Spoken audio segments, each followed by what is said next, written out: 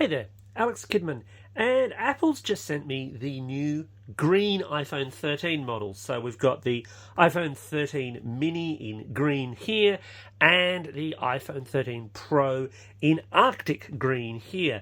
And look, they're iPhones, but I figured I might as well do an unboxing, have a look at what you get in the box, which is going to be, spoiler alert, a green iPhone. So let's start with the 13 mini. Now,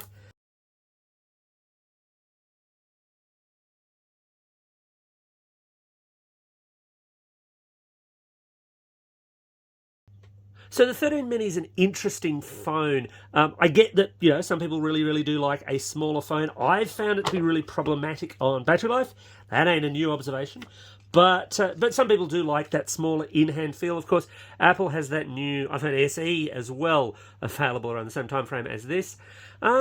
Yeah, it's a very military green to my feel. I don't know that I love it. I don't hate it, of course. And honestly, I'd probably throw a case onto it anyway. Otherwise, of course, it is the same iPhone, the same iPhone 13. So really nice and powerful. Only the dual camera at the back, but it's the same as what you'd get in the iPhone 13 as well. A15 processor. Battery life is really the big issue with that one. Let's bounce over to the 13 Pro. The 13 Pro is a really nice phone. I think of the iPhones, it's the one to buy. The Pro Max is really only worth it if you must have that larger screen because the cameras are the same iPhone. This is a little easier to hold and to shoot photos and so on with. And look, there it is. And yeah, it's green and it's going to be exactly the same as every other 13 Pro. I suppose you do have to ask yourself at this point in time whether or not it makes sense to buy an iPhone 13 when what?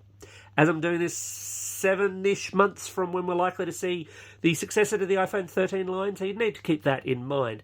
But look, that's not an unpleasant kind of green. It's a little bit lighter, a little bit softer. I will grab across the smaller 13 Pro so you can get a bit more of a visual of what the colour difference is. It would be sort of nice, I guess, if you could get both hues in whichever size you liked. But Apple makes these kinds of decisions and you either decide to give them your money or not. Anyway, that's the two new green iPhones. They're pretty good devices. They're obviously premium priced because they're Apple. And now they're coming green. Thanks for watching.